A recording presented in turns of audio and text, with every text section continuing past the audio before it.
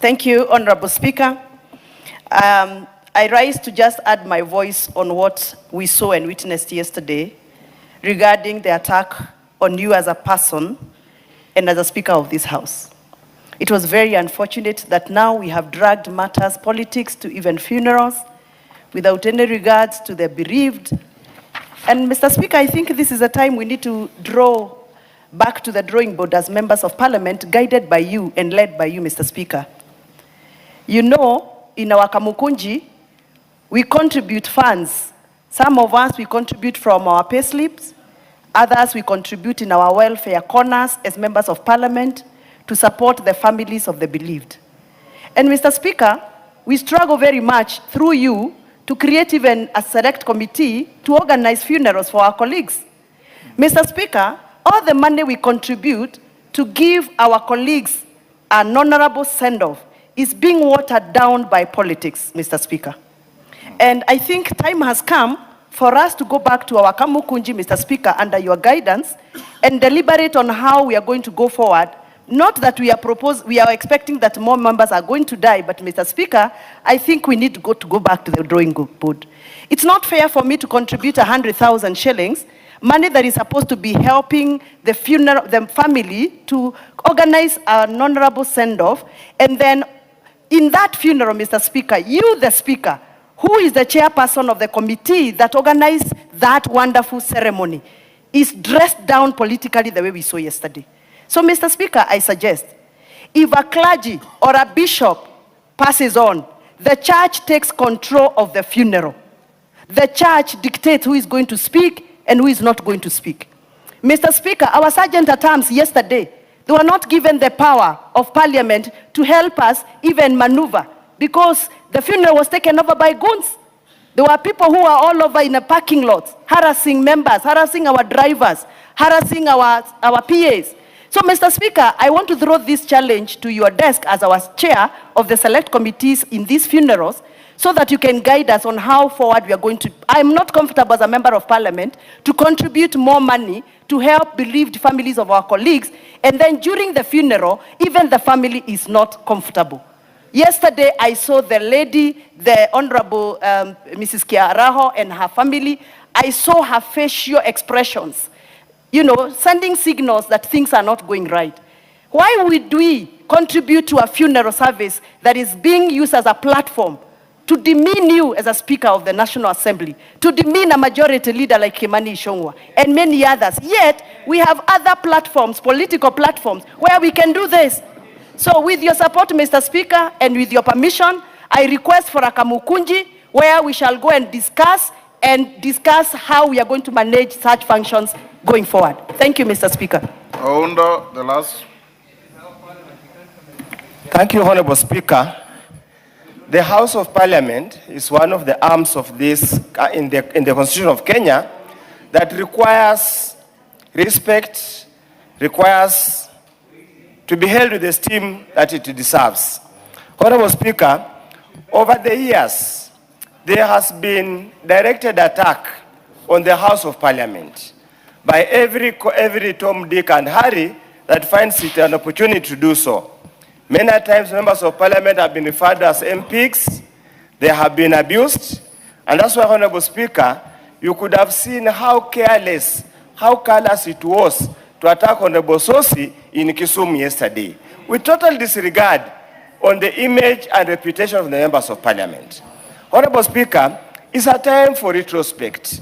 We as members of Parliament, how do we conduct ourselves outside there? How do we conduct ourselves inside here? What kind of statements do we make when we are inside here? What kind of statements do we make when we are granted a microphone in a funeral, a church function, or wherever it is? Honorable Speaker, it is time probably you must now be very hard and ruthless in applying the Powers and Privileges Act of this Parliament. Many of the statements made by our colleagues inside this chamber are tree, with ripe tree. 2021-2022. And lastly, 8 is the 11th report on the audited accounts of the National Government Constituency Development Fund for the financial years 2016-2017. I'd like to lay the following paper on the table of the House today, Thursday, 9th April 2026. Report of the Departmental Committee on Health on its consideration of the Quality Health Care and Patient Safety Bill, National Assembly Bill number 41 of 2025. Thank you. Thank you. Next order. Order number 8, motion, consideration of the draft charter for the establishment of the Kenya Advanced Institute of Science and Technology. Question to be put.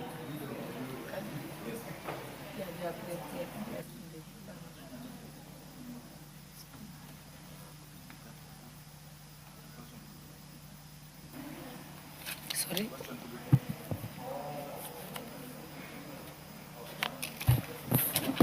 Apologies, honorable members. I was trying to negotiate for someone to come to the chair so that I can go and say hello.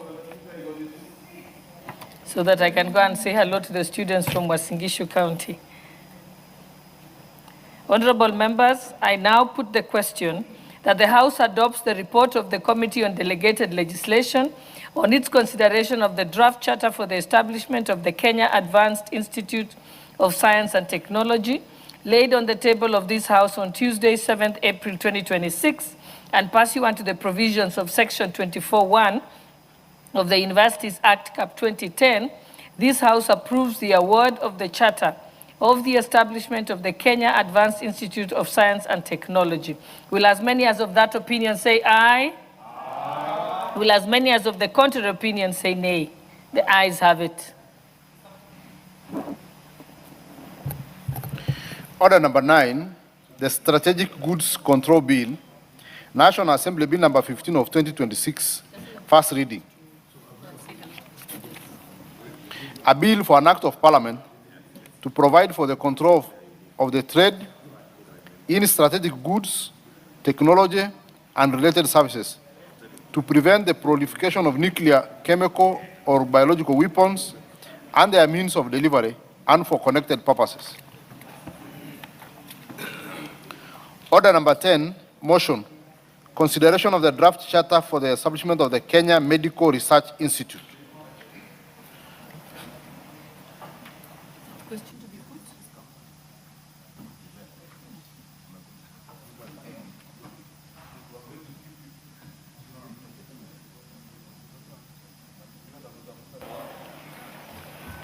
Thank you, Honorable Speaker.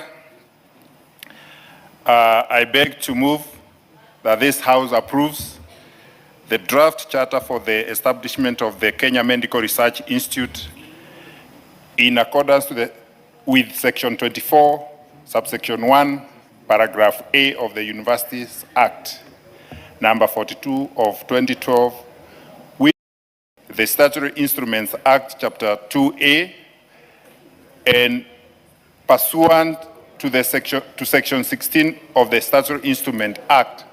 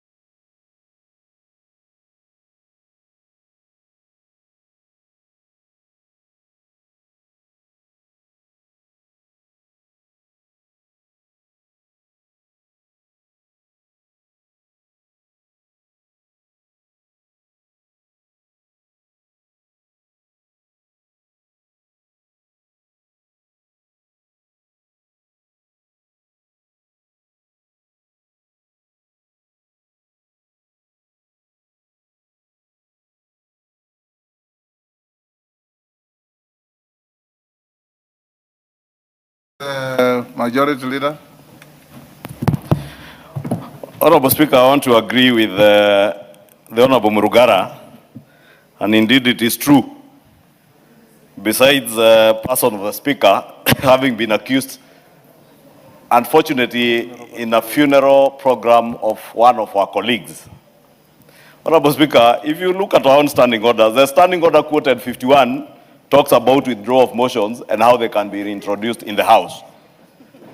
So I was rather astonished, Honorable Speaker, to hear the person who is challenging the Honorable Speaker on the provisions of our standing orders is a former member of Parliament, one-term former member of Parliament, who was in this House for only one term, who has no record whatsoever in the House of anything substantive that he ever brought before this House in terms of a motion or even contributions to a bill. And therefore, he forgot, Honorable Speaker, that these standing orders were authored by none other than yours faithfully, the Honorable Speaker. And I heard him say, oh, Honorable Speaker, you are a lawyer. You should know you are not just a lawyer. You are a senior counsel and an advocate of high repute in this country. Of 40 years standing. 40 years standing. You are also a great contributor in the writing of these standing orders, both for this House, when you are a member of the National Assembly, over 30 years ago, when the man was stealing relief food as a DO. You also helped in the authoring of the standing orders in the Senate. Therefore, he has no capacity, and Rigathi Gachagua has no capacity absolutely to advise the Speaker on the provisions of standing orders. But maybe because he was a one-term member of Parliament who left no impact in this House and was a quarter-term Deputy President, let me read for him so that next time he sees you, he can quote Standing Order 87. And it is 87.1 and 4 that would be relevant. But even 87.1, Honorable Speaker, protects the person of the Speaker or any other person like a president, a head of state of a friendly country, or a public officer who can only be removed from office by resolution of the House. So the Deputy President enjoys this because you cannot remove a Deputy President from office without bringing a substantive motion before the House. The other person, other than holders of offices that can only be removed by a resolution of the House, who are protected by Standing Order 87, is under 87.4. It protects you as members of Parliament and our colleague senators from being discussed on the floor of the House without a substantive motion being brought. But it does not protect a former member of Parliament, one-term former member of Parliament. It does not protect a former unimpeached Deputy President. And worst of all, it can never protect a tribal bigot. Because what I heard yesterday was just tribal bigotry. Somebody even pretending he can lecture the president and pretending he's the one now to allow the president to speak to the people of Mount Kenya. And I am glad the president aptly answered him by telling him he does not require the permission of anybody to engage with the people of Mount Kenya or indeed the people of Kenya. And I want to agree with the president. The president has developed and built a strong relationship with the people of Mount Kenya and many Kenyans across the board over the years, over a career spanning more than 30 years. Leave alone who was a one-term MP, and now you want to pretend that you'll be the one to allow the president to speak. The president is earning his respect across the country because of the work he's doing. Honorable Rueda has just told you that today, for the first time, people in Lamu East can have birth certificates, courtesy of the work that the president is doing. That the people in northern Kenya can now access ID cards and feel as part and parcel of this country, courtesy of the work that the president is doing. Therefore, let me say, Honorable Speaker, because you are unfairly attacked in that funeral. And it's rather sad that the people who are attacking us, including myself, Honorable Speaker, you know you are just mentioned once, together with the Deputy President. I am told I was mentioned, I thought somebody passed me a note that I was mentioned 21 times. I am told it was actually 27 times. But that tells you someone who is living in perpetual fear of the unknown. I heard the Honorable Speaker accuse me, and I have said it here and I want to repeat it. Rigathi Gachagua on the 25th of June organized goons to come and burn my NGCDF office in Kikuyu. On the 26th of June 2025, He organized goons who came and burned our offices, county government offices in Kikuyu. What was left of national government offices, our law courts were burnt down, our county government offices were burnt down. They attempted to come and burn down my own home. That was the day he sent people to attempt to kill my father, who was then 105 years old. May God rest his soul in eternal peace. Then I heard him the other day, Honorable Speaker, saying that, oh, Ichungwa organized goons. Mr. Rigathi, I dared ask him, how would I have organized goons to go burn my own house, to go murder my own parents? And you know, he works with reverse psychology, Honorable Speaker. What he was trying to do to you yesterday was to try and incite the crowd to heckle you, just as we were saying, oh, I had organized Ichungwa not to speak at this funeral.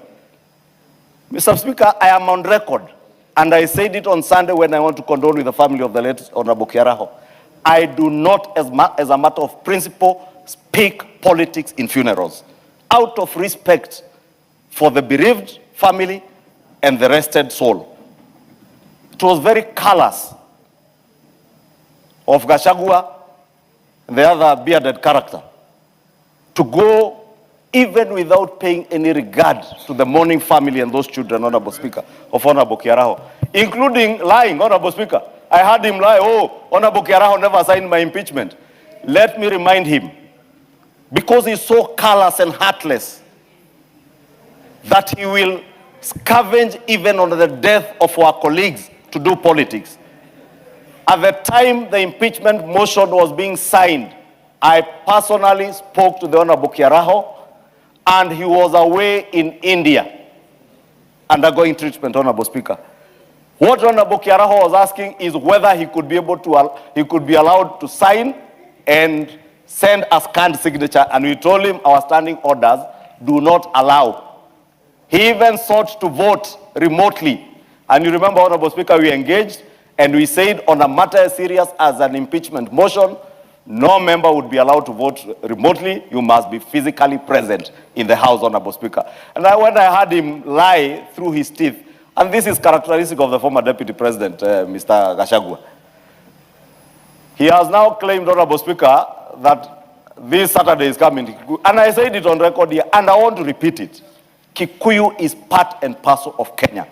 We welcome everybody to our constituency to engage with the people of Kikuyu. What we oppose is you ferrying goons from Githurai, from Kayole, to come and loot businesses in Kikuyu town. That we will make sure that the police protect the businesses of the people of Kikuyu. Otherwise, if all you want to come is come and mention Kimani Ichungwa another 100 times, welcome. You will come, insult me, then leave. But that will not change anything with the people of Kikuyu, Honorable Speaker. Time up. Just like yesterday, Honorable Speaker, you know the goons who had been mobilized from Kiamaina in Nyahururu, some from Kayole and Githurai, left in buses. Honorable Faith was telling me some were being paid around Pembroke House. Honorable Speaker, let me say, you have a duty to protect the dignity of this House, and we also have a duty as a House to protect the person of the Speaker of the House. Because it is on record, Honorable Speaker, you have never allowed any substantive motion, neither allowed the discussion of a person who is protected by these standing orders, because they are very clear.